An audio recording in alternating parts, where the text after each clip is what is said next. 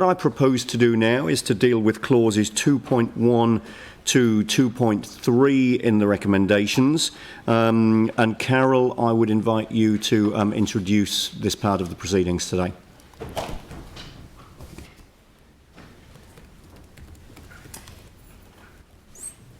Thank you, Andrew. So firstly, I'd like to just start by thanking everyone who's been involved in pulling this annual plan together under difficult circumstances and in a very short time frame. So thanks to elected members, all of my staff and the teams right across council, but also to the public who have participated and provided responses to us. So what we have here in front of us is the final annual plan that incorporates the feedback from councillors, but also the feedback from the public. And if we just look quickly now at those things, we're asking you to receive the information contained in the report and note that the Audit and Risk Committee have reviewed the process. And we do have a short video here from Kim Wallace, who is the chair of the Audit and Risk Committee.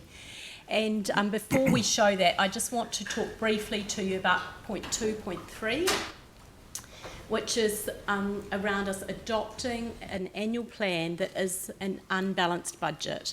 Now, this is unusual, but in the circumstances that we're facing with the COVID-19 impacts, we've worked through this and we believe that this is a financially prudent approach in the circumstances. And we've satisfied both ourselves as management, but also our Audit and Risk Committee on this.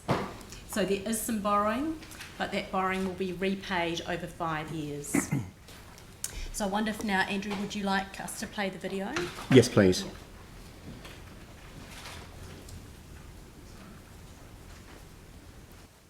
Kia ora, I'm Kim Wallace. I'm the chair of the Audit and Risk Committee for the Christchurch City Council.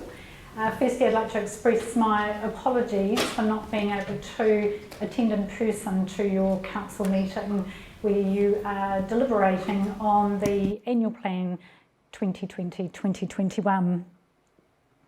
Firstly, I just want to say that the purposes of addressing you today is to provide you with some trust and confidence in the process that the Audit and Risk Committee has undertaken and followed over the course of the last couple of months in our considerations of the annual plan. As you may be aware, the terms of reference for the Audit and Risk Committee is that we need to take into account whether a proper process has been adopted and followed. Secondly, we consider risks and whether they have also been considered appropriately. And also, we want to be given assurance that the assumptions and judgments and estimates that have been adopted by management and are put forward to us by management are also appropriate and reasonable. There's a number of significant forecasting assumptions that are made by management and put forward to us, and we have gone through those today in depth and looked at all of those, and also we've gone through the management representations to ensure that we're comfortable that they are correct and appropriate. At the table today and in the committee, you have 3 independent members. One being myself, the chair, you've got Mike Rundell and also Jackie Robertson. What we bring to your committee is a wealth of experience from the commercial sector, but also technical expertise from accounting and audit and risk assurance matters. In doing so, our roles and the responsibilities that we bring, and we adhere to a strong sense of responsibility of ensuring that risk and assurance, a broader lens is applied, that we're looking at challenging and also a little bit of pressure testing also on the work that is done and put in front of us for consideration. Through the course of the annual plan, the independents were kept up to date and informed by management from time to time, and we also had deep dive briefings with management to ensure that in line with your council process and where you were doing deliberations on the annual plan, we also were kept informed. And as Chair, I feel relatively comfortable that that was done as I would expect. The COVID-19 implications for Christchurch City Council have been significant, and we can't lose sight of that. However, I would say, having attended recently the Office of Auditor General, a webinar that was focused on Auckland City Council and the work that they did for their annual plan deliberations, I'm of the view that the Christchurch City Council, the way that the COVID-19 implications and the associated risk and changes to the annual plan and the work that was done, I believe, was of the same level as Auckland City Council. I would also say that the ability for Christchurch City Council to pivot and to move this organisation to be in a working from home situation was excellent. So I think that that was very clear when that the webinar that was run by the Office of Auditor General, and they looked at lessons learned. I think there's a real strong story to be told by Christchurch City Council about the work that was done here. And I think that that has been translated through to the annual plan and the work that has been put forward to the Audit and Risk Committee for consideration today. It was clear to us that the community outcomes and obligations of council were put at the heart of the decisions that have been made, despite these difficult circumstances. And where we've got to today is that there has been a sound basis for the decisions made, and not only that, we feel strongly that the process that has been followed has been absolutely appropriate and reasonable.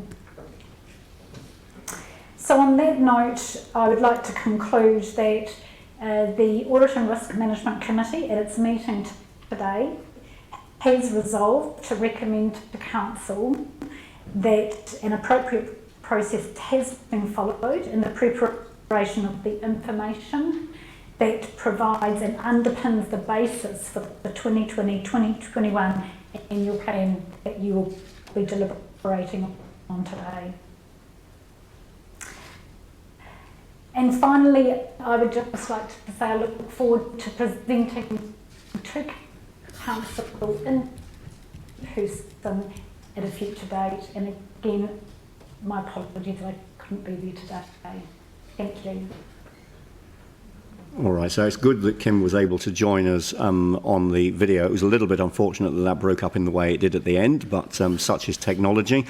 Sam, was there anything that you wanted to add as the Deputy Chair of Audit and Risk to what we've heard from Kim? No, not at all. I mean, just to really reiterate that the process has been very thorough from the outset and that there were no concerns raised at the meeting around it, and that Carol and the team were more than comfortable answering questions. So there was a general consensus from independents and elected members on the Audit and Risk that the process that Andrew's led and Dawn and the team was more than adequate, and that we're comfortable with it. Thank you. Thanks for those comments. Carol, back to you. So we're now up to the next part where we need to look at the recommendations from the Mayor, and I understand, Andrew, you were wanting to take those separately, or did you want us to talk through a little bit of Okay, what I want to do first is just conclude the matters that we've dealt with, which is clauses 2.1, 2.2 and 2.3. So I'm happy to move those clauses. Jake McClellan, you're happy to second. So let's get those ones done, and then we'll move on to the Mayor's recommendations. So I'll put that motion. All those in favour say aye. Aye. Against? That's carried. And then, yes, Carol, the Mayor's recommendations. And I would just make the point, obviously the Mayor isn't in the room today, so these should be thought of as the acting Mayor's recommendations in the context of this meeting. They're essentially pro forma recommendations that allow us to have the debate around each of these matters and conclude the annual plan. But yes, in the absence of the Mayor, I would make the point that these should be seen as the acting Mayor's recommendations. So, Carol, over to you just to introduce these. So there were three key issues that we consulted on with the public. The first one was around the excess water charge, the second was around the use of glyphosate, and the third was around strengthening community fund. And based on the feedback that we've had from the public, but also from the debate that councillors have had, I understand that the Mayor's recommendations reflect the majority view of councillors on this. So, Andrew, did you want us to invite each of the people on those items up?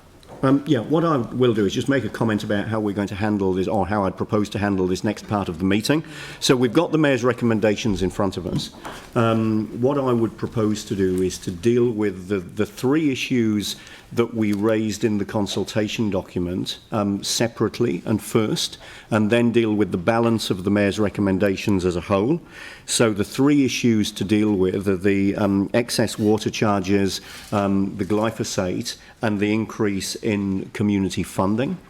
We obviously raised those as three specific questions, along with a question about the rates increase in the consultation document that we put out. The community have responded, I've got to say, very well and very meaningfully to those questions.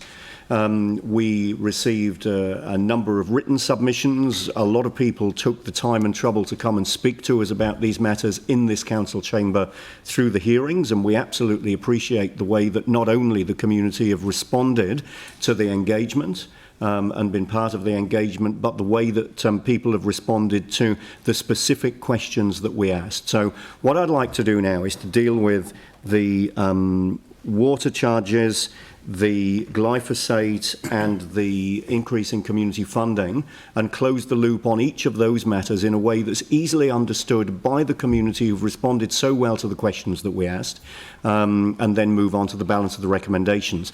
Before we do that, there's a formality of suspending standing orders, which is normal for these meetings, and it just allows a more informal approach to the work that we've got to do.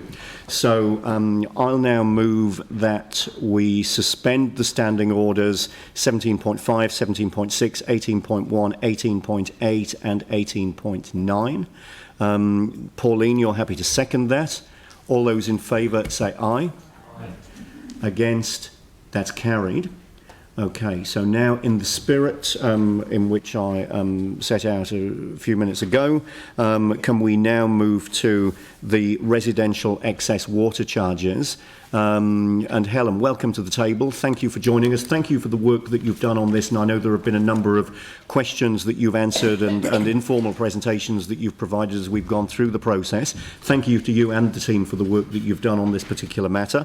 Are there any comments that you wanted to make by way of introduction? And then we'll move to any further questions if there are any. Thank you. So just to introduce the water charges and remind councillors that for the majority of residential ratepayers, this will not make any difference to them. They will continue to pay the targeted water use rate and would not be paying the excess water use charges.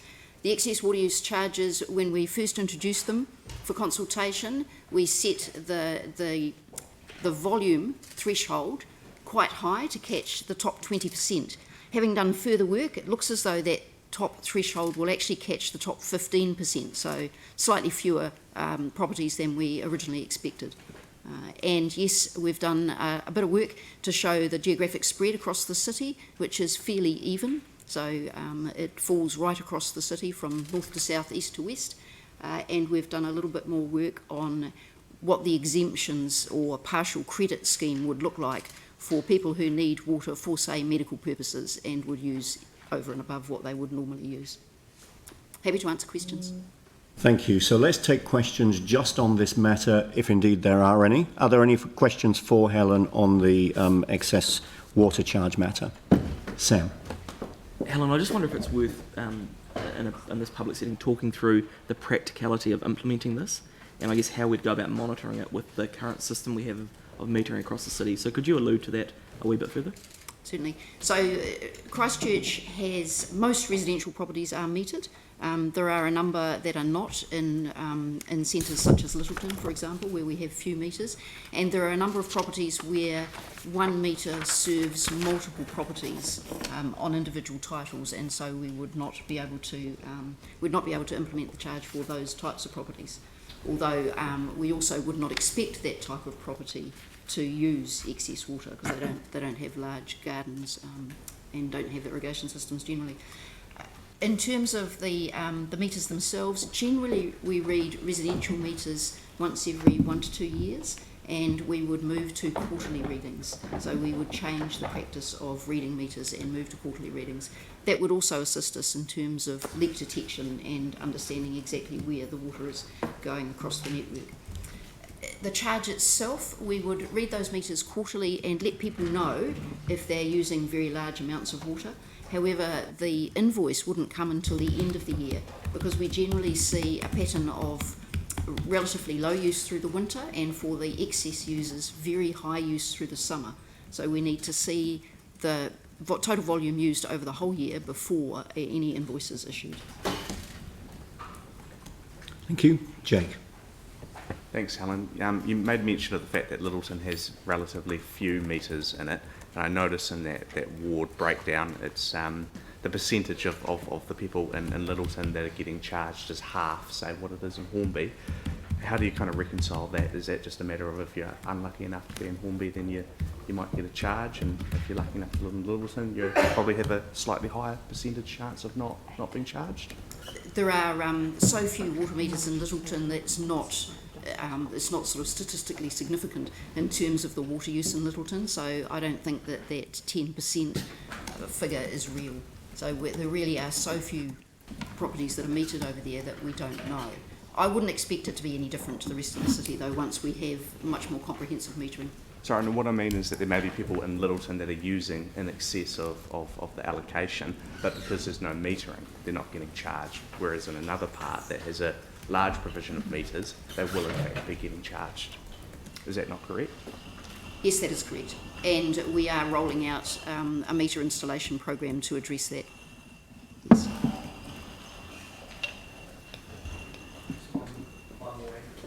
Yep. So, Jake, that was everything from you? Yep. Great. Yanni.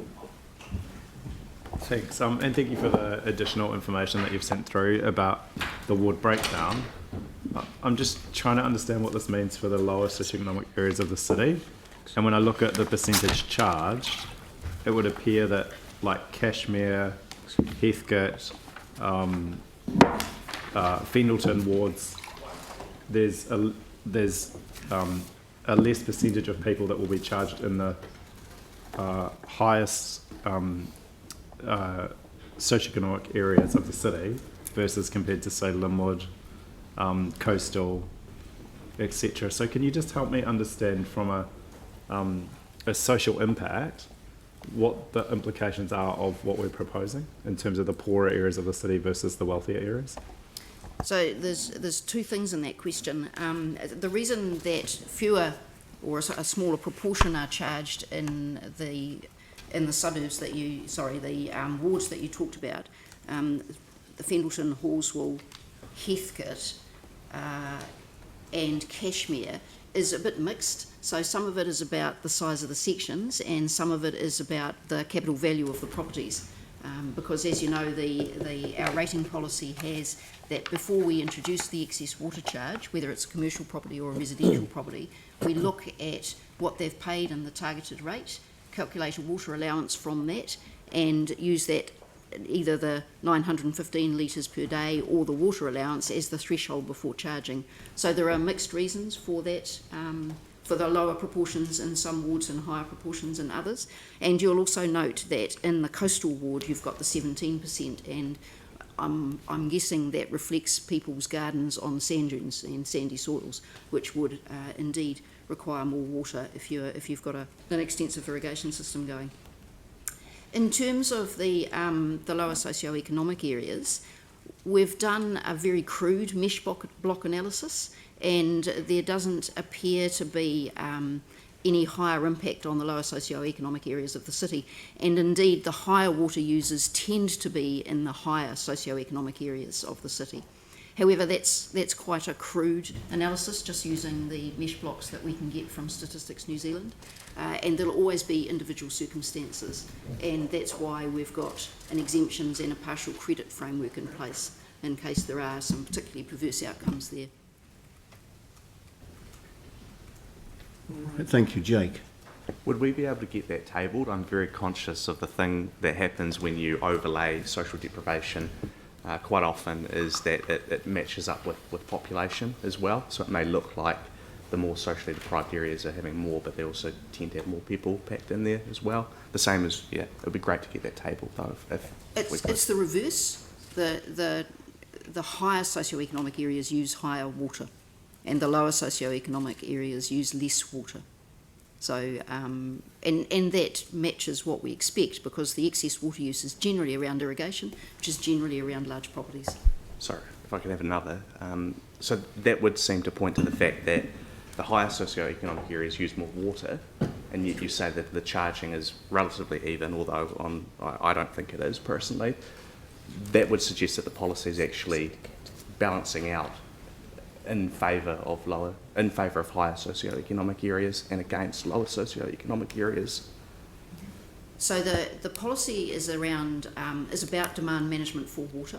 So the policy on excess water use charges is, as you can see, only hitting the top 15% of users, and it's about demand management. It's not about making people pay for every litre of water that they use. The allowance for water that we have per property of the 700 litres per day is well above the average use, which is 540 litres per day, and the allowance of just over 900 litres per day is well above what even large families use. So information from Auckland, from Watercare, where they have had water metering and charging in place for many, many years, just clearly shows that a family of 6 perhaps using water is generally using water below that 900 litres per day threshold anyway. So even large families in low socioeconomic and possibly hardship circumstances are unlikely to get an excess water use charge. So to get the charge, you really have to be using a lot of water outside of the house. This is not ordinary day-to-day use of water. This isn't showering, flushing your toilet and bathing your children.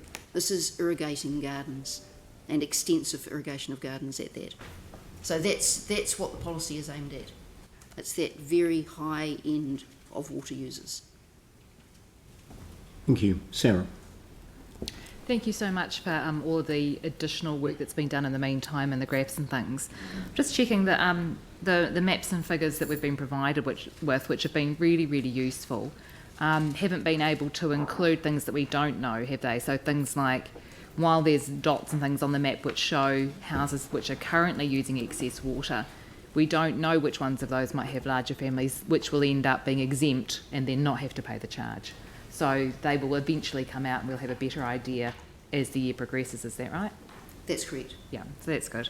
And in the coastal ward and other areas like that, while you've mentioned the sandy soils, it's also been clear, we know from James's experience, that people may have broken pipes on their property, and that's been clear there. And so this will allow property owners to get that work done.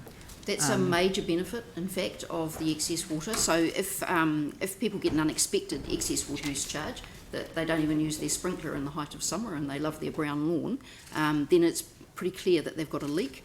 And we can then talk with them, get them to pinpoint and repair that leak, and they'll get a credit on the charge. So we are very keen to detect leaks like that people don't even know they have, and get those sorted out. And it may be, I know it's happened in other areas of the city where cracked and broken pipes have clearly been due to earthquake but weren't repaired at the time or checked at the time, that actually those repairs and things can probably be done through EQC still too. I'd have to check. But we'd have to check on that. That Possibly. Would be, yeah. Great, thanks. Thank you. James. Kia ora. Just following up on that, I'll put it on the record that I don't know why, excuse me, I don't know why I was monitored, but the usage that Sarah was talking about is correct. I'm using not the normal, what the average is 700? 540. 500. Oh, well, I'm even better than that. It's 1,400 for me. So I suspect I have a leak, obviously, and we're looking into that. But the bottom line is literally that the figure has come out as to what I would pay in excess water rates at almost three times the normal usage, would be $140 a year. So I'm trying to figure out whether it would be cheaper to just keep paying that or fix it. But no, that's a fact. We would certainly encourage you to fix that, and then you would be exempt from those charges. All right. Now, before we move into the formalities around these recommendations, what I need to do is to move that we receive the Mayor's recommendations as a whole. Sarah Templeton will second that. All those in favour say aye. Against? That's carried. So now we're done with questions on the excess water charge matter. So what we now need to do is to move clause 2.4.1, which is the clauses in the Mayor's recommendations that relate to the matter that we're discussing. Do I have a mover for that? So I'll get a mover and a seconder for this, and then I know you've got an amendment that we'll deal with once we've got this on the table. That's all right. So do I have a mover for clause 2.4.1? So that would be to approve the excess water use targeted rate. So Sarah, you're happy to move? And a seconder? Mike? All right, so that's been moved and seconded. Now, Jake, you've got an amendment that you'd like us to deal with. So we've got the wording for the amendment. Can we get that put up on the screen? So that's to remove the words "or more than the water allowance paid for through its rate, whichever is greater," are deleted from clause 1B of the motion. Yep. Yeah, I'm happy to speak to it briefly as well. Thank you. The alternative wording would be just that, and I think it's my intention more so than what this wording captures, is that we actually change the allocation to a standard of $9.50 for every residential household in Christchurch. That would bring in more revenue, still introduce the charge, act as a better incentive to use less water, because now people with higher value households that have a much higher allocation would now also be incentivised and be equitable in terms of how it was, in terms of how people were charged. Because I agree, water use is something we need to address, but we need to do so in a way that is equitable. And we've already heard from staff that this policy, as it stands, doesn't households with higher values are benefiting because the charging is spread a lot more evenly than what the usage is actually spread. So are you indicating that you're wanting different wording that's here, or is this the wording that you want the amendment to be? Well, my concern with the wording there is we may end up in a situation where people have an allocation and they're being charged at a point in time below which their allocation is, whereas if we have to change the allocation, that problem doesn't exist. So are you comfortable with this wording? No. So can I have the alternate wording that you want your amendment to be? I did make mention of this yesterday, but obviously it hasn't filtered through. Would you like me to email it through and we could do it like that? Or if you can... if you were just to add another line that said, I have A and B from the staff resolution as they stand. Can you just dictate what you've got so that we can get it up on the screen? Yeah, so A and B are the same. Introduce a new C, so C and D are gone. The new C says implement an allocation of 915 litres per day for every residential household. So if we can capture this as an amendment rather than actually changing the substantive resolution that's in the recommendation. I can do that as well. Yeah, all right, great. Yeah, I thought we'd got the wording here, which was what you were actually wanting to move, but if we can just quickly work through this. Change all the other stuff. Yeah, absolutely, yeah. What I'm going to do after Jake has got his wording right is I'm going to take some advice on whether this amendment is able, well, what would happen if the amendment was passed. Well, first of all, we'll find out whether there's a seconder, and then once we've got a seconder, I'll take some staff advice on the amendment, and then depending where we go, we would take questions and then we would debate the amendment at that point. No. Yeah, B would be changed too, but they have the wording that has that.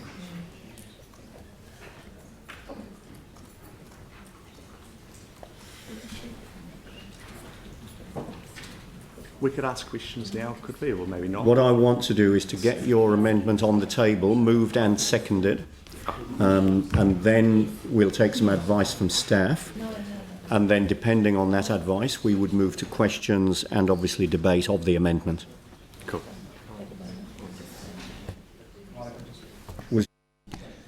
Well, yeah, it kind of is. But this kind of, I'm sorry then for being negative so early in the morning, then with this as we start the day, but this is kind of a good example of why amendments on the fly and literally writing the wording in the chamber on the day of the annual plan adoption is not overly helpful. I've made some comments about that. We're getting the wording up. That being said, then if presuming then Jake has a seconder for it, it would just be, it obviously needs to be well traversed by staff. There may be financial implications, which again we can consider on the day of the meeting. With any amendments put forward, we'll be taking staff advice on whether what the implications of an amendment being carried would be. And it would be appropriate for me to get a seconder first before we even go to that point. Yeah.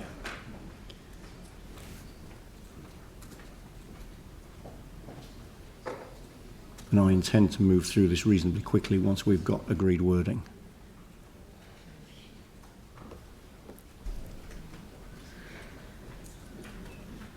Here we go.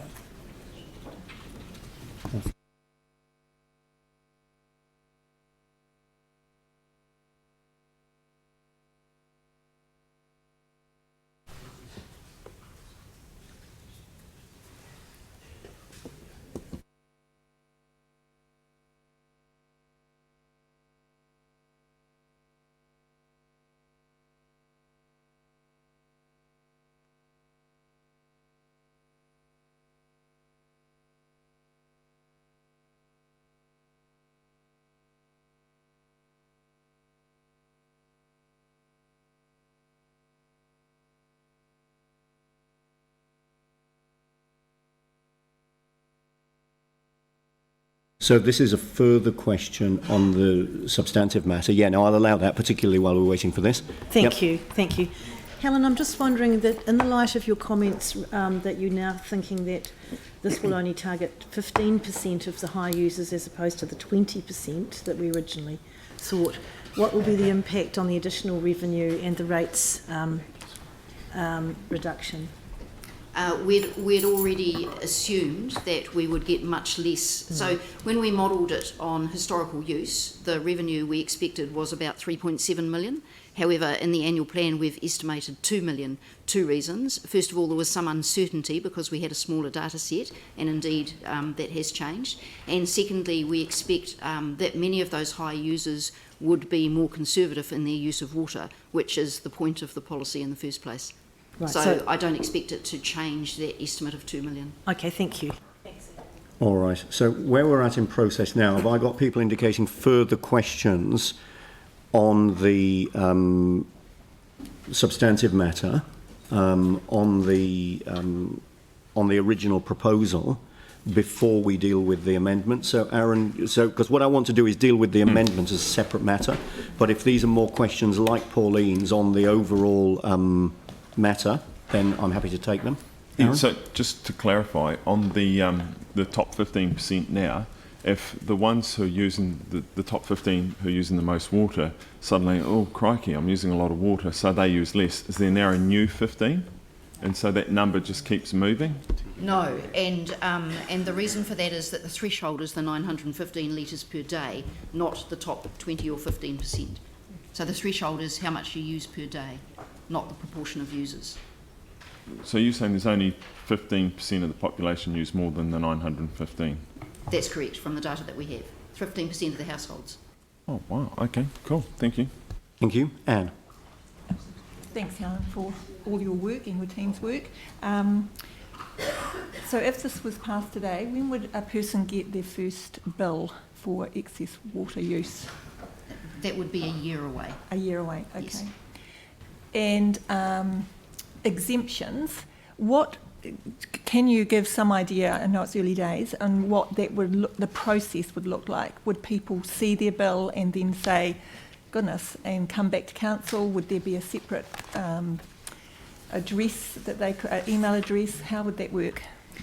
So yes, we would propose to have the information on our website, and in an ideal world we'd have an online form that they can fill in and put their case for an exemption, and we'd have the criteria available. So we're looking at very large households in terms of hardship for families. We're looking at the medical use, and we're looking at leaks and breaks that they didn't know about, as long as they can provide evidence that they've addressed those leaks and breaks and indeed repaired them.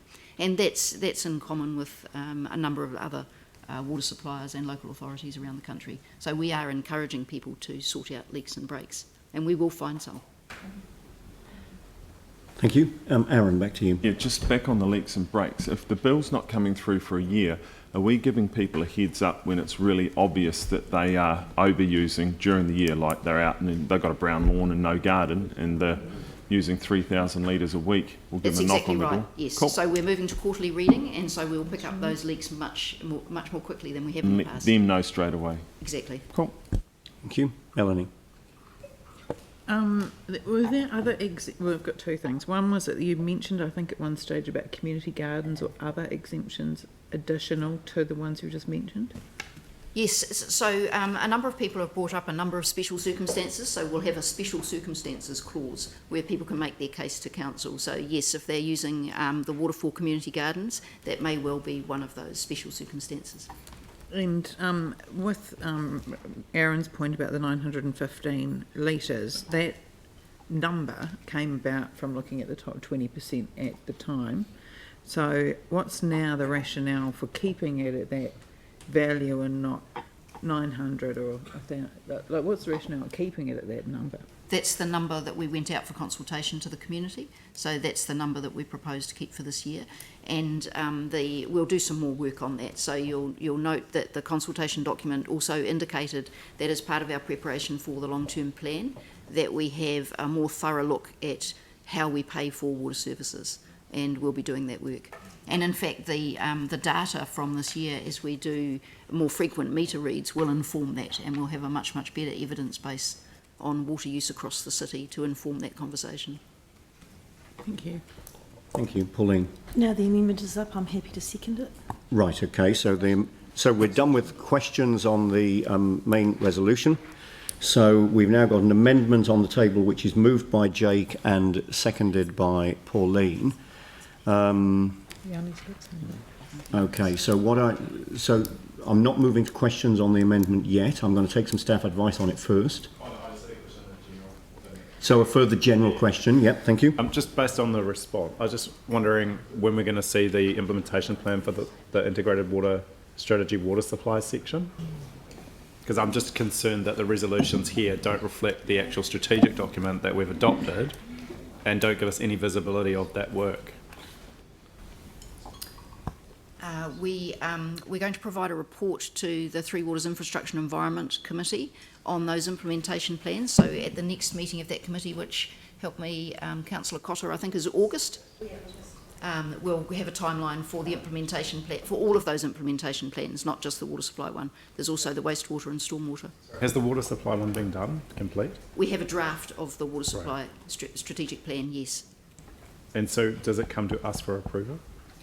No, it comes to, so under the integrated water strategy, the implementation plans are approved by the General Manager and go through the executive leadership team, and then they come to council for information. Right. So we would get the water supply one at the August committee meeting? No, you'll get a timeline on the development of all of those implementation plans, because you asked this question previously, so we've committed to giving you a timeline for the development of those. Right. The draft, I don't think the draft is ready to go in front of council yet. It's in reasonable state. I'd say it's an 80% draft. Okay. I just feel like we've got another process happening and the resolutions that we're being asked to approve. Yeah, we're getting into debate now. No, well, just in terms of 4, I wonder if, I didn't want to get in a big debate about it. I think if we've got obvious work streams that are underway for water supply, then that should be noted under D. That's all I wanted to say. All right. I think we can take that as happening. I don't think it needs to be formally noted. Clearly there's a paper coming to the committee. But Before we start looking at making changes to the substantive resolution, let's now deal with the amendment. The key part of this amendment is C, implement an allocation of 915 litres per day for every residential household. Clearly that's different than the status quo. The question I have is whether we are able to do that in this meeting with the information that we've got before us, and whether this is a matter that would have been required to consult on differently than we have, or whether it would require further consultation, because what I don't want is to see us passing an amendment which isn't capable of being implemented or hasn't followed due process. Quite simply, the answer to those questions is yes, we have something that we can't implement because what it would involve are amendments to the funding impact statement and to the way we charge for water supply and excess water charges, and they're set out in the funding impact statement and our rating policy, and we wouldn't be able to make decisions on that without consultation, proper consultation. We simply do not have the time to do that because we are already late with our annual plan. We just cannot do it. And my advice to the chairperson would be that you would be entitled to rule that amendment out of order, that it is not capable of being implemented. Yeah, and then this would form one of the matters that would be taken account of in clause D above. It would be work that we would do and considerations we would make as part of changes that we would make between now and the long-term plan. And obviously the bigger decision we've got to make is whether we implement this excess charging now and then do the work between now and the annual and the LTP to inform any changes, or whether we don't do this now and do the work to inform what some sort of adoption of something like this might look like in the LTP. You can adopt the resolution as it was originally drafted, but not with the changes that are proposed. Yeah. Well, with the advice provided, I need to rule this amendment out of order. Yes. If it's not able to be implemented without consultation, and we haven't done the consultation, I'm not willing to hold the annual plan up in order to do that consultation. That may lead to a question of whether we now, with hindsight, some of us may wish that we'd consulted differently on the matter in the consultation document. We didn't. Therefore, this amendment is out of order. Well, yeah, I need to take the legal advice I've been provided. I understand that. I understand what you're trying to position. achieve, but I need to take the legal advice that's been provided. And your decision is final and binding and not open for debate. That's a track. Yep, so I'll rule this amendment out of order. Yes. All right, so that now takes us back to the substantive resolution that's in front of us. This has been moved and seconded, so we now move to debate on this matter. Is there any debate? Yanni. Thank you. Look, it's without doubt water is a really precious resource for us. In fact, we have an integrated water strategy which says Te Wai Ora o Tāne Water for life. Water is a valued taonga in all that we do. As part of that integrated water strategy, we spent time engaging with our community to take a considered approach to how we address the range of issues we're faced with in regards to water, not just water conservation, but a lot of other issues as well. The first implementation plan was the water supply one. That was supposed to be done 6 months after we adopted that integrated strategy in September last year.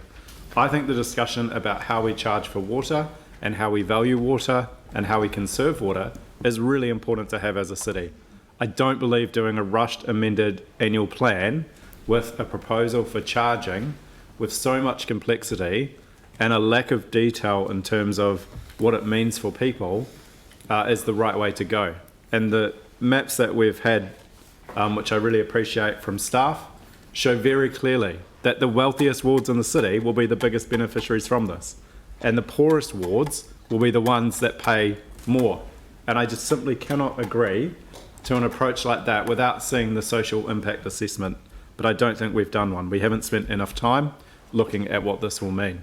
So I can't support this today. I support the ongoing work around how we value water, but I cannot support the poorest parts of the city being hit with an additional charge while the wealthiest are not. And if anyone's in doubt of that, look at the maps and see the areas where there's no dots. Maryvale, Avonhead, Central City. Those are the areas that are not going to be faced with this excess water charge, and they are the areas with the highest property values. So I cannot support this. Thank you. Melanie. Access to water is a human right, and here in Christchurch we're especially passionate about our aquifer water. It's important though that we use our water resources wisely and not squander them. The majority of submitters, 65%, indicated they supported an excess water charge. As one submitter noted, there are many residents who water their driveways, and that's not a sensible use of our water supply.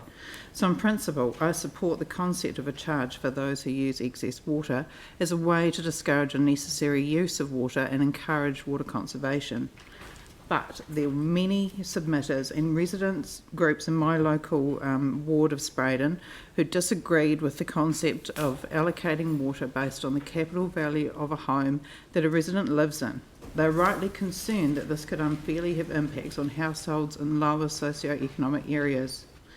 Even with a high proposed baseline of allowed water usage before charging commences at the 915 litres, which 85% of households currently use less than, the reality is that the excess water charge really is moving in the direction of volumetric charging. Despite the assurance of exemptions that exist for large families, the water leaks, medical use reasons and special circumstances, I feel wholly uncomfortable with the concept of charging for excess water use until an equitable system can be devised, namely a flat allocation of water to each residential household that's independent of capital value. And I'm able to support a measure that enables those who can afford to live in highly valued homes to have greater access to water than those who cannot. The status quo, where water is equally accessible to all households, is at this stage the fairest method in my opinion, and I'll not be able to support this recommendation. Thank you. Sam. Thank you. I won't speak for very long. Let's be very clear. This isn't a water charge. This is a charge on the use of our infrastructure. And I find there is severe irony with the people that are saying today that they don't want to implement this because of the low-income people in the city. You are the same people that want to put our rates up. So we need to be very clear about that. The reality is this is a useful step in terms of user pays, and I think we need to have a far more strategic approach at the long-term plan to make it a lot more equitable across the city. But the reality is this is a step in the right direction if we want to severely or coherently manage our infrastructure, which we haven't been doing. So I think we do need to get our heads out of the sand a wee bit about this and be pragmatic in our approach. This is pragmatic. The staff have already indicated that there will be exemptions for people that need it. But the reality is we can't carry on the way we are, and I think there's just severe irony with the approach of some councillors. Pauline. Yeah, thank you. And yes, well, I absolutely do support the intention of this policy, and that is the demand management and ultimately water conservation. I am concerned of the inequity in the allocation, and I do understand it is not about charging for water, it is about our infrastructure and the taxation on the infrastructure as volumetric use rises. But we still need to address this issue of allocation, which has emerged out of this work. And we heard from submitters that they're concerned that water allocation volumes are inequitable. Why do some get more than others? And why is that determined by property value? And why the rationale behind the change for hugely excessive consumption is to reduce consumption and therefore take pressure off the infrastructure during peak times particularly. The consultation has raised this inequity as a concern. And then submitters are also concerned about the unclear process and potential robustness of the exemptions. How do they apply? How would it be determined? How long would it take? Who would qualify, etc.? And even though Helen has explained how this would be in place, it wasn't clear enough for people who came in and made their opinion clear through their submission. So we're basically currently not really in a position to provide the exact details of either of these two issues because we've not yet done the work. So while I repeat, I do support in principle the water consumption reduction and that the intention of this is to do that, I would recommend that we wait until we've had the time to work on the allocation equity and the exemption criteria and processes. Let's do that work prior to the LTP. And I've heard that people generally do support the idea of water consumption allocations and saving water. But we do need to get this right. We do need to prepare, and we do need to be able to assure them that we've got our processes right. So today I won't be supporting this. Aaron and then Jake. Yeah, I will support this. I think it's a step in the right direction because it's around water conservation, and I thank the staff for the work they've done on this. As a city, the people of this city waste water. There's no other way to put it. We use incredible amounts of water. Most days per person we double what Auckland uses, and normally we like to beat Auckland, but not when it comes to our wastage of water. We whip them. On a really hot day in summer, when we peak 30 degrees in Christchurch, we'll use up to, I've seen numbers come through of 650 litres per day per person. Per person. It's phenomenal in amounts of water. Because it's obviously a good day to clean your driveway, water your garden excessively, when you should only do it morning and night. There's so many ways to save water. This does not stop anyone from putting in a rainwater tank. This does not stop anyone from mulching their gardens. This does not stop anyone from being garden smart. The allocation of over 900 litres a day per household, I think, is quite a generous one. The fact that at the moment some households pay 15 times more than other households, there should be a little leadway when their water bill comes in. I think that's really inequitable because, yeah, user pays does work well. So we'll get on to libraries next. He's not joking. He's not joking. That's the hilarious part. Yeah, and car parking. Yeah. My point around the water is that where I grew up, when I was a young kid, my mother and we lived in a boarding house in Woolston and Sheldon Street, and I looked up the property value there, and my neighbours down the road in Clearwater now, and the difference is 15 times the water charge, because we charge based on your capital value. And there's people that live in neighbourhoods across the city, I won't name them all, but some of them, the ward I represent, who are on fixed incomes. They're retired people that bought their houses 30, 40 years ago, worked really hard their whole life, and now we charge them 15 times more for their water, which, when you talk about water being a human right, and under the UN Charter for Human Rights, no more than 3% of your income should go on water, which means there should be a cap of $870 odd a year for an individual who's on a fixed income, a retirement income, for their water, if we're to sign up to the UN or honour our signing up to the UN. So maybe we should be considering that as well, that yep, you might be asset rich,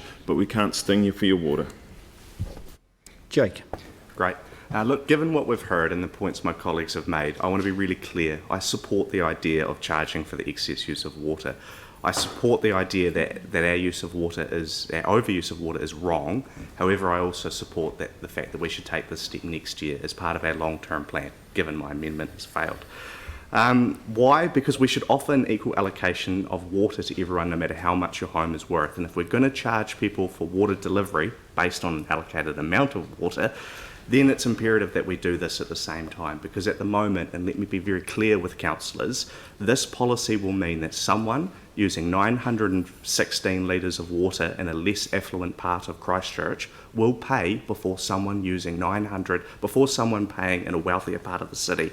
Yes, the first person might be using too much water for whatever reason, and we've heard through our submission process many reasons why that could be, but it doesn't mean that someone in a less off-well circumstance should be charged first. And yes, you can point to a hodgepodge of different exemptions, but that doesn't make for good public policy. It doesn't mean we should implement it now, and people will fall through the cracks. Of course they will. If they didn't, where's that $2 million or $1.5 million going to come from? So I think we need to not implement a knee-jerk policy relying on an exemption patch-up job, and implement a thoughtful policy in a thoughtful time frame, as I suspect it was originally intended as part of the long-term plan process. I also think it's egregious to offer advice that says we can't go out to consult on an excess water charge, listen to what submitters have said, people like Chrissy Williams, who said we should offer a flat allocation, and then say to make that change and respond to that consultation is somehow unimplementable. That's outrageous advice, and it sets a very, very dangerous precedent. Thank you. Anne, and then I've got James, Mike and Tim. Anne. Thank you. While I support the principle behind this, which is that we start valuing the most important resource that we have, which is our water, I can't support this today because I just don't think we're ready as a community to make this decision. There's too much confusion, there's too much there's lack of information. I think people are unsure what this will mean, and I don't think that we have given it the time it deserves in terms of having a discussion with our community. We saw through our resident survey that people want more collaboration, more communication on big issues with council, that they don't feel they get enough opportunity. This is one of those big issues, and I believe we should put it on hold, have that discussion, and then look at it again at LTP time. So I won't be supporting this today. James. Thanks. I'll keep this pretty brief, but I along with the majority of residents agree that this is a good move. There is a strong and clear majority of respondents through the annual plan consultation process that agree that this is a good move. Look, the result of it's pretty clear. It will curb water wastage and it will contribute to a small rates reduction. So generally I do subscribe to a user pays philosophy, but this is fairer than that. 85% of households won't see an additional bill. This isn't user pays, it is abuser pays. And I think that's fair. I think that's reasonable. And at the end of the day, not only are we going to truly value one of our most precious resources and be able to curb wastage of it, but it will contribute to lowering rates. So I think it makes perfect sense, and the community have told us that in no uncertain terms. Thank you. Mike. Thank you. Look, firstly, I'd just like to thank Councillor Johansson for labelling the ward I represent as one of the poorest wards in the city. I'm not too sure if many of the communities I actually represent would agree with that statement. 333,000 litres of water per year, it's 915 litres on average a day. That is a lot of water. This is not about targeting the poorer suburbs. This is actually about treating our water resources as the natural and precious resource it is. And it's not about trying to actually move to a user pay system. Actually, my hope is that council would make no revenue from this, and actually people would just stop using the amount of water they are using. We know that through the resolutions we're going to address some of the concerns during the long-term plan, but the reality is 65% of the people that submitted to the annual plan support what we're trying to achieve. We know that there are exemptions for people with large families, so they are not going to get targeted because they're using water most likely for genuine purposes, and that which we should be entitled to do. This is simply actually about making sure that water is respected, and actually right at the moment in this city it is not respected, and that's a shame. So I'll be supporting this, and I hope others do too. Tim.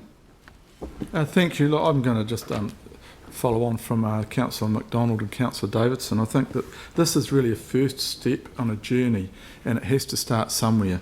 I totally agree that there are people in the city who do not respect the water and who use it flippantly. And I think that moving to a quarterly reading will really help seal those leaks that are still existent, as we heard with Councillor Daniels. It's not about charging, it's about acknowledging there is a problem in the city with respect to water, its importance to us, and we've got to manage that somehow. And I do hope that we come to a system where we do not charge a single person because they are all living within their means, and the bigger respect for the environment. I do think we need, this is the first step, as I said, it is the LTP where we have sent a clear message to staff, our concerns with this process and the system, and that's when I think that we will address it and get a better plan for the future for the city. So I will be supporting this today. Thank you. Thank you. Jimmy. Thank you. I'm not supporting this one because it's not a proper timing. Because we are all aware, this year is quite serious, affected by the COVID-19 pandemic. More or less, every household have lost affected, and even we are all aware. Some apartment owners are anxiety at this point, regarding the lots of the suffering issue. But this one, I'm particularly concerned. This is the iniquity and not compliant with the fairness, because water is not a nice to have. Water is not a luxury. Water is essential. It's necessary for our daily living. Every household, in my view, even high value, low value, should be the equivalent. But based on this situation, it's not equal. If you high value property, you can get more quarter. But no the value one, you get it's less. So easy, will be the to overlay the basic or fundamental kind of the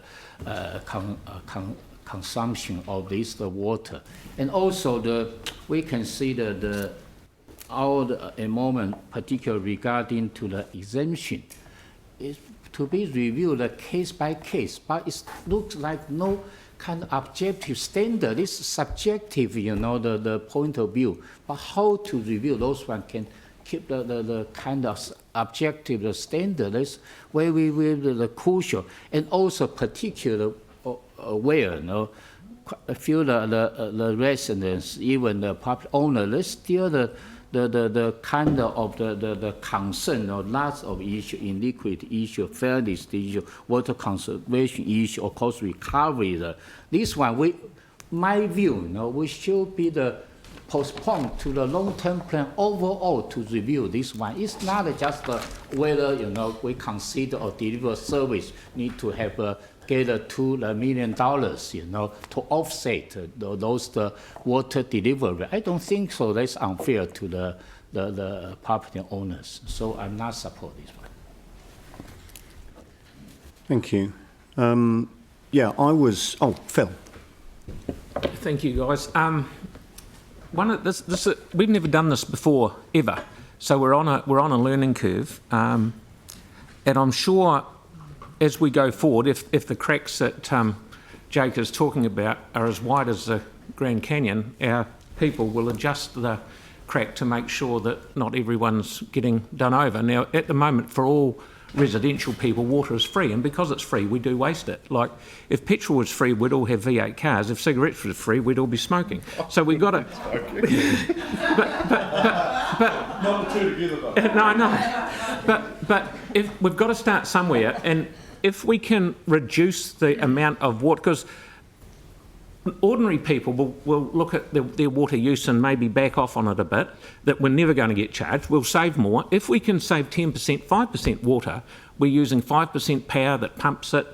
It's a spin-off is good for everyone around the whole place. So I will be supporting this. We've got to start somewhere, and if it's wildly wrong, I'm sure we'll be able to adjust it going forward. Thank you. Catherine. I absolutely think this is a step in the right direction. It A, brings awareness to water conservation. It's B, only charged to those who are using excess water, so the top end of water users. There are some considerations for exemptions for considering financial hardship.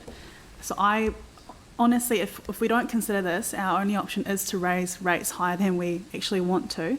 So I would encourage councillors to support this today, because if it's not today, we keep delaying and delaying and delaying, and we have to stop delaying everything just because we don't have enough information or and make excuses. So can we please just make a decision today, make the right decision, and I strongly believe that the right decision is supporting this. Thank you.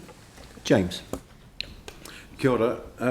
On surface, and we have a lot of surface water out in the coastal ward when it's been raining, but on the surface and in principle, I have supported this. I've supported this principle of excess water charging, and I've said so to ratepayers who have questioned me about it, asked me about it, and residents, and also to some of my colleagues. However, a great outcome from or output from this debate is, if you listen, you might have a different view. And I acknowledge the eloquence of Councillor Johansson and Coker in particular in the views that they espoused. And then also note that the chair of the Three Waters Infrastructure and Environment Committee, Councillor Cotter, is not going to support this. And I will say now that I'm not going to support it at this point in time because I don't think it's equitable. It's not equitable enough. I support the principle, but the implementation is not quite right, so I don't support it today. Kia ora. Thank you. Yeah, this has provoked some interesting debate, and I expected it would. And some of that debate has been ongoing throughout the consultation period. And, you know, we certainly heard a number of different views and some concerns expressed from submitters. As others have said, I was a little surprised at the maps that we saw, in particular the geographic spread. But, you know, I absolutely agree that we need to turn our minds to how we can manage demand on our networks for water. I absolutely agree that water should be better respected and much more valued. And I also agree that overusers should pay for their overuse. Particularly when you look at the small percentage of people who are using a very large amount of water. But I also agree that any system we put in place to achieve that should be equitable. And I share some of the concerns that have been expressed around the relationship between the value of property and the allowance and the way that appears to reflect on the maps that we've seen. I agree that anything we put in place needs to be easily understood and therefore respected by our communities. Any system we put in place also needs to be supported by adequate infrastructure. And I'm very aware of the number of properties in Littleton, which were raised, that don't have metering. We need to have the infrastructure in place before we can implement any system equitably across the whole city, and that's what we would need to do. So I believe that we've got further work that we need to do, and I welcome us doing it so that leads into a good, confident, well thought out decision for the long-term plan that addresses the problems that we've got around water. But all of this for me aligns with supporting Clause D in today's recommendation, but not supporting implementing this today, doing the work we need to do to implement something confidently for the LTP. Sarah, I'll turn to you to close the debate. Kia ora, thank you. It's clear that there is support from the community to charge for excess use of our precious water resource, but also clear that there are concerns over the current allocation method already in place. And I think that's the key thing that's been raised during this process, is that people didn't realise that had been in place for some years. But that's not a proposal that we consulted on this time, and the focus is on the excess water that is washing down our driveways and through our stormwater system. I'm satisfied that we can address the allocation issue in the long-term plan while not ignoring the environmental and fairness issues that the current resolution addresses.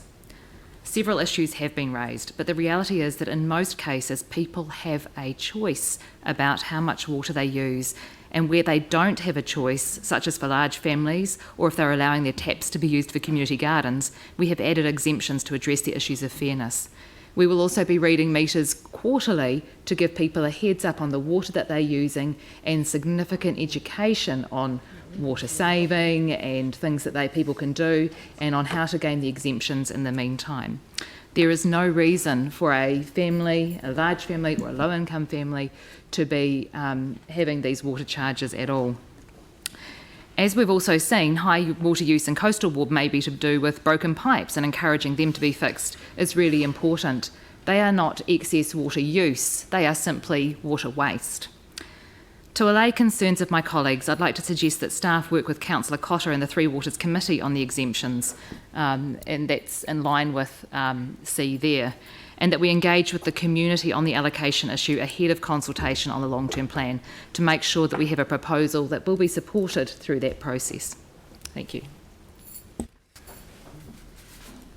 All right, thank you. Just by way of guidance before I put the motion, there are three things that could happen when we take this vote.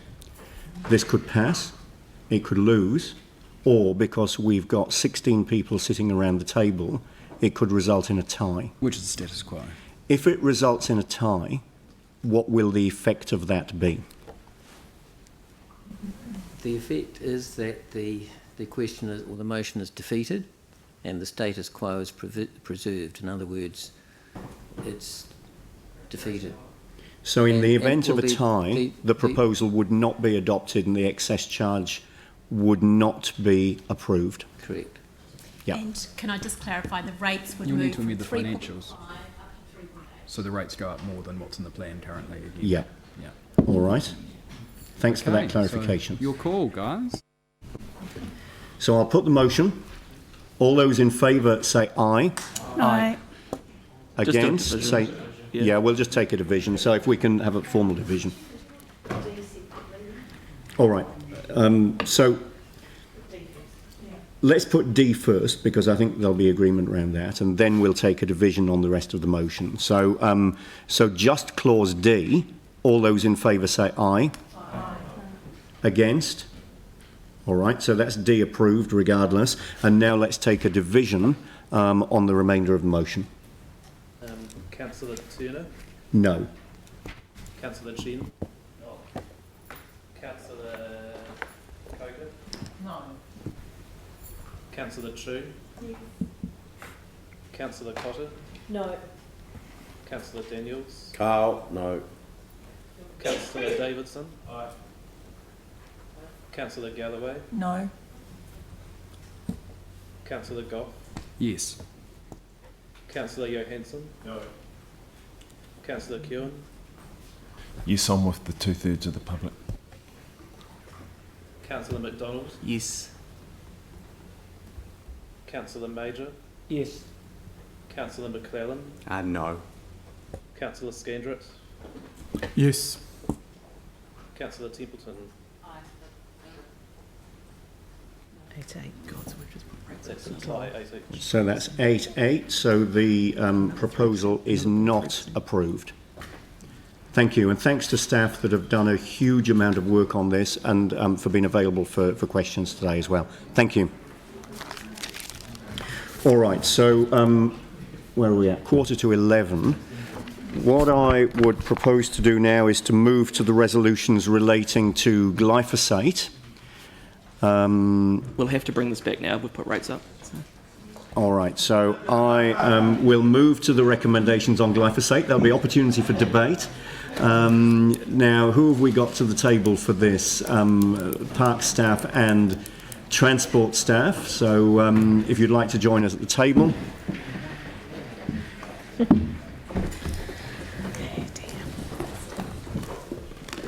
All right, so is there any introduction from staff on this matter?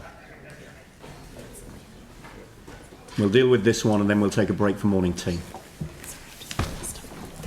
Kia ora, councillors. By way of introduction, I think this is a fairly binary decision. You know, we have given effect to a glyphosate reduction policy since 2016. I think there's been significant gains in methodologies that both Parks and Transport have implemented, including, probably most importantly, the vast majority of spraying is done by contractors, and contractors' methodologies have changed. They've invested in that change. The public feedback suggests that there's continued support to maintain that direction. And I guess speaking on behalf of Parks, in terms of our staff, we support the motion that's in front of you. So I don't know if Stefan, you wanted to add to that?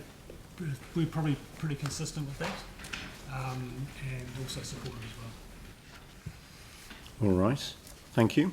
Are there any questions for staff on this matter? Pauline.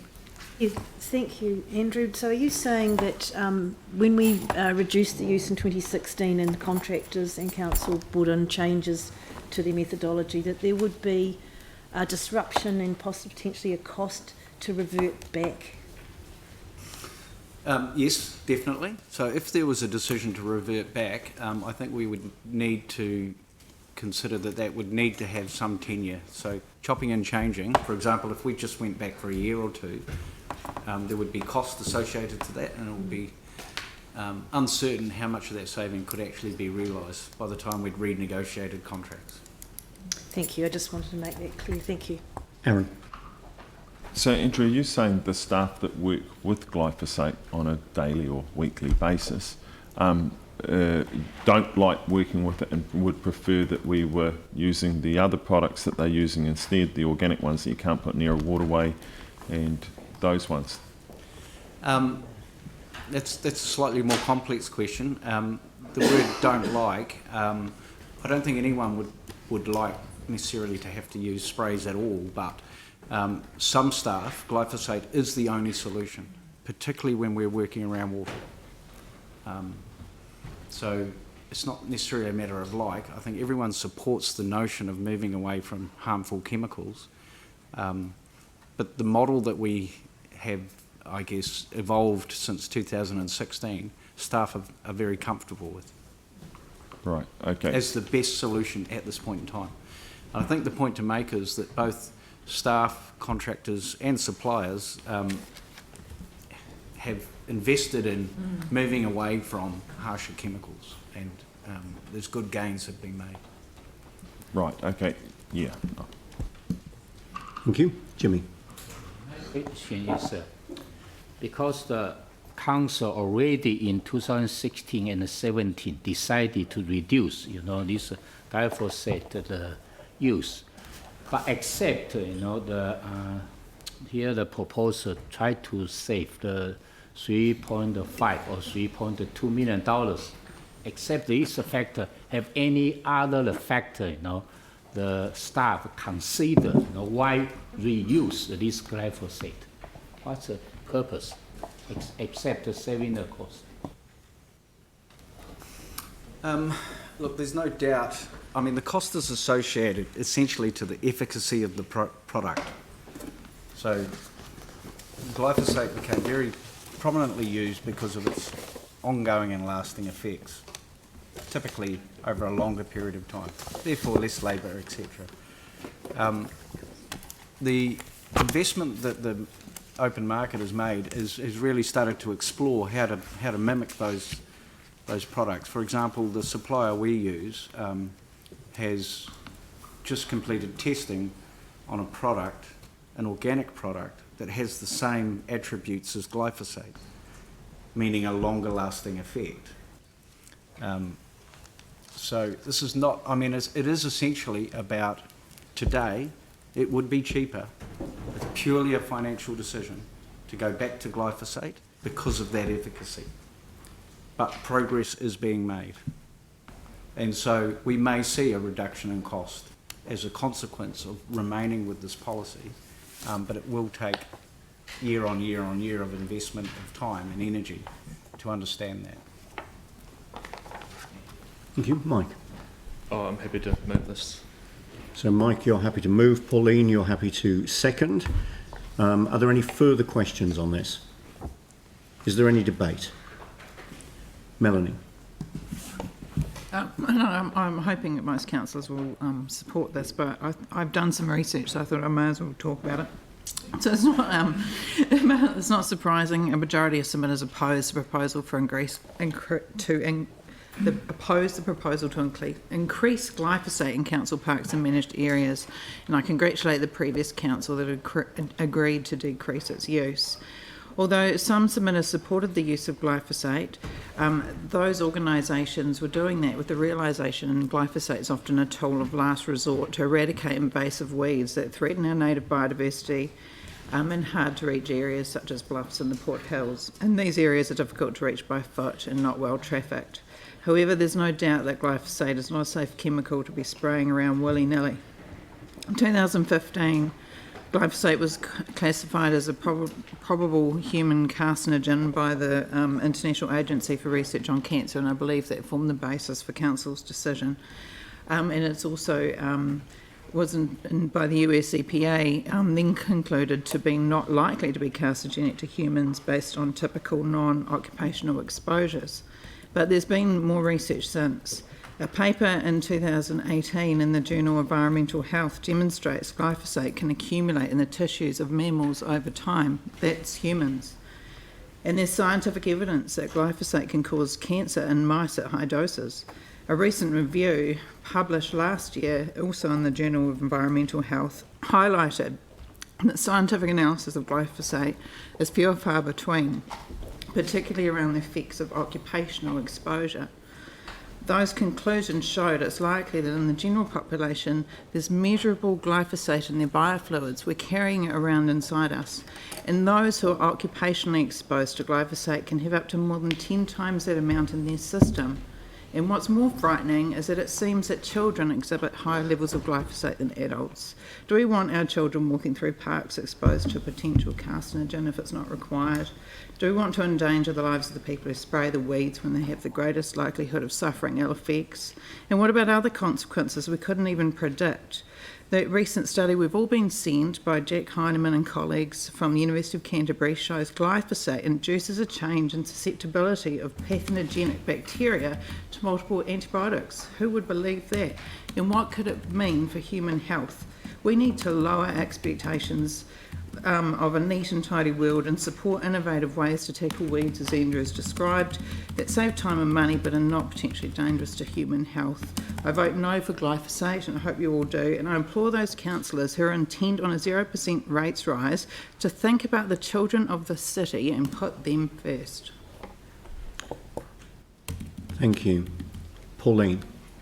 Thank you. Look, thank you, Councillor Coker, for presenting us with all that evidence and for doing that work. And look, I'm just going to speak very briefly in support of what you've said, and particularly around the comments of Jack Heinemann from Canterbury University, who's completed a study which found that bacteria develop antibiotic resistance up to 100,000 times faster when exposed to glyphosate, and subsequently having negative implications for medicine's ability to treat infectious diseases. This is really serious. If there's any risk of that, I'm not supportive of continuing to use this where we do not have to.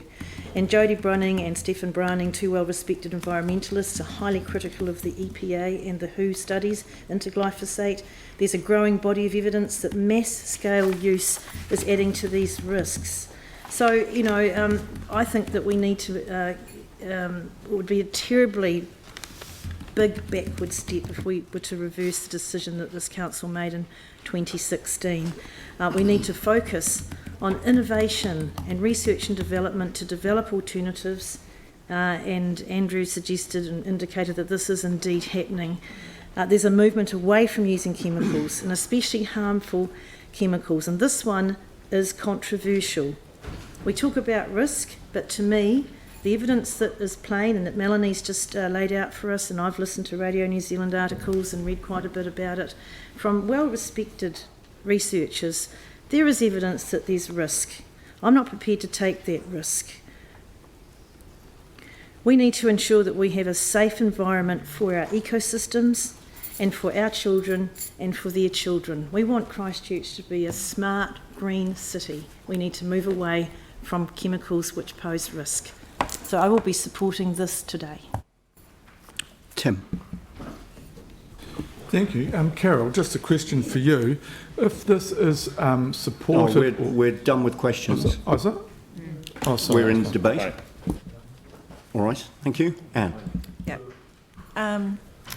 Totally will be supporting this, and really the resource that has already been put in by council into developing alternatives to glyphosate is we must take notice of that, we must appreciate it, and we must build on it so that going forward we can support local innovation, local jobs by investigating and strengthening our local industry, and that's in offering alternatives to glyphosate. So the resource that we've already been putting in as a council needs to be acknowledged and strengthened going forward. Thank you. Aaron. Yeah, I'm a little torn on this one because I'm a bit of a hippie at home. I do my garden spray free.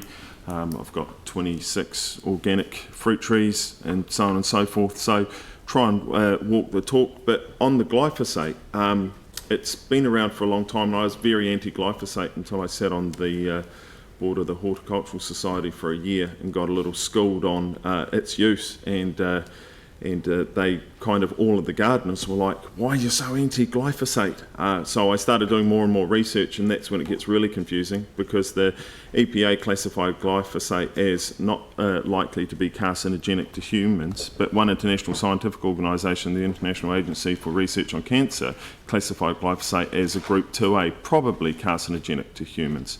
It's never definitely carcinogenic to humans, it's always possibly or probably, and even the court case. The one court case where it was awarded against Monsanto was in California, and California's also classified coffee as carcinogenic, and if anyone's been to California, every toilet you'll use in a motel or a hotel has a sign on it to tell you that the chemicals that we use to clean that toilet can cause cancer. So these are the warnings that you get in California. So I do heed that warning in California that you might get from excessive, I don't know if you have glyphosate fights when you're at work and stuff like that, but you probably shouldn't. You should be wearing your protective gear and using the recommendations that are on the on the packet to apply it. There's a reason why staff have suggested to use glyphosate around waterways and not the organic compounds, because one's a lot safer for the waterway than the other. And I'll just finish on saying I hope everyone in the room that votes against using this only buys organic broccoli and uses 100% organic broccoli, which is very hard to find, because all broccoli is just swimming in glyphosate for pretty much its entire life. I eat a lot of broccoli, eat it most days, and I'm still here. So, yeah, stop eating broccoli and vote against. Sarah. Kia ora, thank you. Firstly, I'd like to thank those who took the time to submit on this issue. And just like Councillor Goff mentioned for the excess water charges, there was a strong and clear majority view. It was good to see the numerous links to formal peer-reviewed science come through from people concerned about the wide reintroduction of glyphosate, and clear that we need to continue to take a precautionary approach to its use. However, references to research that said it was safe were simply studies funded by Monsanto. It's not the occasional use that some may do in their own gardens that's the issue, as the US EPA specifically acknowledged, but the regular contact through spraying, usually by lower paid workers, that causes concern. Large corporations are not paying billions to settle out of court just for fun, and the court case that Councillor Curran references, that worker was actually following the directions on the label. The UN Cancer Agency ranks it as 2A, probably carcinogenic to humans. This is the second highest of 5 levels that they rank, and one study showed a 40% increased risk of developing the cancer non-Hodgkin lymphoma by those with high exposure through work. This is what is meant by probably. It's a significant increased risk. 41%. Yes, that's not 100% definitive, but I wouldn't want to be exposing council staff or employees or contractors to it. And it's not only the human health aspects that people were concerned about. New research on impacts on insects, including bees, and concerns over habitat destruction are also considerations. Of those who gave feedback on the issue, there was strong opposition to the reintroduction, even from many of those who preferred a lower rates increase. And I'm really glad to say that we've been able to listen to that feedback and change the proposal. There are few alternatives to broad spectrum herbicides for biodiversity reasons though, and so maintaining the exemption for its use in these circumstances is important. There were also submissions which asked us to use fewer sprays of any type, and for us to have a rewilding of some areas in town. And if there are community groups with a specific proposal for an area to be trialled to encourage insect life, biodiversity, and change perceptions on how we train nature for amenity, then please get in contact with us and let us know, and we'll see what we can do. We've already made one decision today where people are going to question whether we have listened to them or not. Let's not do it again. Sam. I can be brief as well. I'm really thrilled that Sarah mentioned the submissions. It's just a shame we didn't listen to the 1,000 from the Taxpayers Union from around Christchurch who wrote in wanting no zero rate increase. But I guess we can come back to that later on in the debate. I won't be supporting the Mayor's recommendation on this. No, I'm in debate. Actually, point of order takes I'm preference. happy for you to continue. Yeah, thank you. You've got a rule on the point of order. So, all right, what is the point of order? He was incorrect on the reference to my debate. It's a debate. No, actually, you have to be correct. Well, so are we debating your point of order? Hang on. So the actual point of order is. Okay, so he was saying that I hadn't taken into account those who. No, I didn't. I said it's a shame you didn't listen. All right. So if there's a misunderstanding, you've you've made clear what you did say. Clearly, there's been a different understanding. That your intention was not to infer that that was what had been said by Councillor Templeton. No, I quite clearly said it's a shame she didn't listen. I didn't say she didn't consider it. So. I was very clear that those people who submitted for lower rates also submitted for removing glyphosate. None of this is a point of order anyway. Yeah. All right. Are we debating a debate? Continue with the debate. Yeah, look, all I was going to say after that was that I won't support the Mayor's recommendations on this. There's risk in everything we do. You know, there's risk in getting in a car, although, to be fair, some of us don't like cars. And, you know, there's I guess, a way you manage all of that stuff. And when Melanie said that we should think of the children of the city, I mean, let's be realistic about it. Let's think about the fact that their parents can't afford to put food on the table. So at every step, we should look at how we minimise additional rates at the moment. And I just find it bizarre that we aren't prepared to manage risk at a council in a pragmatic way. So I won't support the Mayor's recommendation. Thank you. So, James. Yeah, I'll be brief on it as well. But I'll just follow on and say, look, with a number of the results and scientific evidence, the jury is still out on it, and the carcinogenic properties appear to be comparable to high-level salt intake. But that to one side, and it's also inert once it's sprayed. In a perfect world, if we didn't have to consider funding, I guess I would prefer to err on the side of caution and not use it, if I'm to be really honest with you. But in saying that, and the job of a councillor and a decision maker and a governor is to weigh up all the evidence and put it through a lens on the scales of balance to factor a Christchurch Inc. approach when we come to setting a budget. And I think I do see this as a budgetary issue where we've heard from staff and we know quite clearly that this isn't about whether glyphosate will be used or not. Glyphosate is used. Glyphosate still will be used, irrespective of how you vote on this. The question is whether or not you put $3.2 million now onto ratepayers again for glyphosate to still be used anyway. You will just give $3.2 million additional budget to a department which is already using glyphosate. So I think from a budgetary perspective, on balance, it is not a wise decision. I'm focused on the financials, and I'm not getting too carried away with some pretty inconclusive science on this. You know, we need to factor all things here, and all I can ask of a good decision maker is to make decisions based on evidence, and the evidence isn't really there, but the financials are. So I'd like to bank that $3.2 million, and of course I would prefer to err on the side of caution and to find alternate ways to spray weeds if possible, but I think on balance it's the right decision to make to not support the Mayor's recommendations here.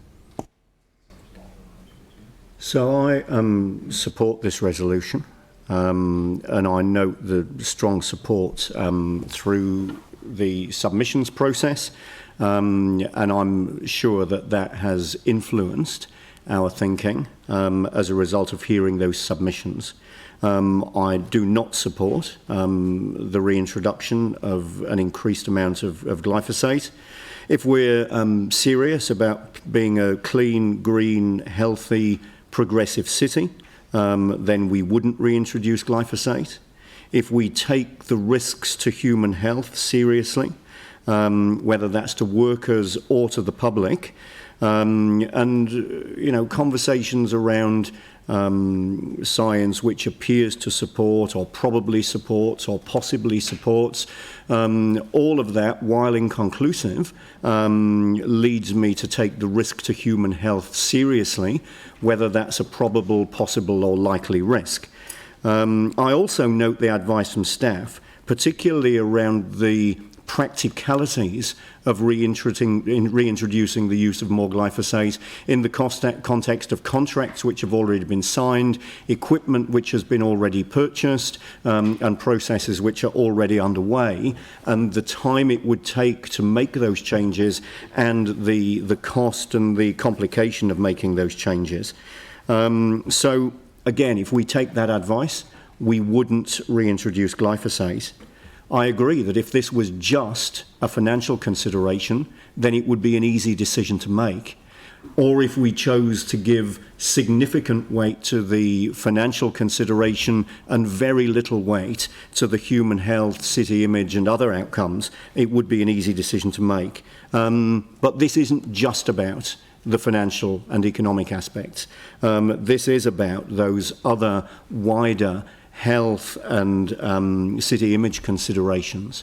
So I'm very comfortable supporting the recommendation here, maintaining the status quo and not supporting the reintroduction of glyphosate, and would encourage others to do the same. Yanni. Thank you. I don't want to repeat everything that's been said in the debate on both sides, but let me just start off by saying I just want to acknowledge the Soil and Health Foundation and Jodie Brunning, who actually came down and gave a talk just recently in our city. There's been a huge amount of work and assessment done around the different ways in which glyphosate has been allowed to be able to be used in New Zealand. And I have to say, it did not fill me with confidence, the fact that our EPA thinks it's okay.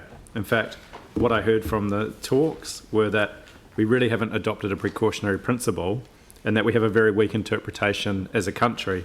We've relied on expertise from people that is not directly relevant to the risk and the hazard that glyphosate possesses. So I'm really supportive of us not reintroducing glyphosate. I think actually it's really encouraging to hear the work that staff are doing around looking at new ways of dealing with our environment. And I think, if we're really serious about the climate change emergency and we think about our ecology and our biodiversity, think of the people that came in dressed up as bees into this chamber and gave us a pretty clear illustration of concern that they had. And certainly, as I understand it, there is a lot of research now coming out that glyphosate does have an impact on the ways in which bees are able to reproduce. And we need bees, we need pollinators, so I'm very against us reintroducing it. And finally, I'll just come to the financial issue. I find it extraordinary. I don't know how many family members have had people that have passed away from occupational illness, but my grandfather worked in air conditioning, and anyone who knows about the risk associated with air conditioning will know that there's some very deadly harm that gets caused to people when they work their entire life in those industries with those sorts of chemicals and compounds. So I think we should take a precautionary approach, and I find it extraordinary that we can have a debate about a few $1 million of money going on our budget at the risk of harming our children and our current workforce versus putting on $8 million for $1 million luxury apartments in the central city. To me, this is a quarter of the cost of subsidising central city development for some of the most expensive properties in our city, and yet we can't find money. Some people are arguing that we don't have the money to afford to reduce the risk of causing harm to our children or maybe even to our existing population. So I won't support the reintroduction. I support the work staff have been doing, and I applaud those people that took the time to make submissions and provide us a considered view. Thank you. Mike, I'll come to you to close the debate. Thank you. Well, there's been some very good debate in support of not reintroducing glyphosate, and let's face it, glyphosate is a toxic weed killer. And look, cities, countries around the world are actually, starting to ban this toxic weed killer, and I don't know why we would consider actually taking a backward step now and reintroducing it. And this is not about just dollars and making financial sense. This is about increasing the use of this toxic weed killer. And I know you can look at all this scientific information and reports, but I think sometimes you actually need to start looking back at who commissioned the report to start with, and sometimes that ends up being a good reason you get the outcome you have with some of these scientific reports. And so, when you have this imbalance of information, sometimes you've got to take a really precautionary approach to this stuff, especially when we have some very strong evidence about what it does do. I think Councillor Coker has actually given some excellent information to all of us about some of the concerns this have, and quite frankly, if you don't want to put the children first, well, do it for the bees then. You know, and Aaron, maybe you should go to Pico. They do supply some pretty good organic food, including broccoli, so try that place. But look, I hope everyone supports what the majority of the submitters have wanted, and do not reintroduce or increase the use of glyphosate, and actually support these recommendations. Thank you. So I'll put the motion. All those in favour say aye. Aye. Against? No. That's carried. We'll take a division on that one as well, please, if we can. Councillor Templeton. Aye. Councillor McClellan. Cool. Councillor McDonald. Nope. Councillor Johansson. Yes. Councillor Galloway. Yes. Councillor Daniels. Aye. Councillor Coker. Aye. Councillor Chen. Yes. Councillor Scandrett. Abstention. Councillor Major. No. Councillor Kewen. Nah. Councillor Gough. No. Councillor Davidson. Aye. Councillor Cotter. Aye. Councillor Chu. No. Councillor Turner. Yes.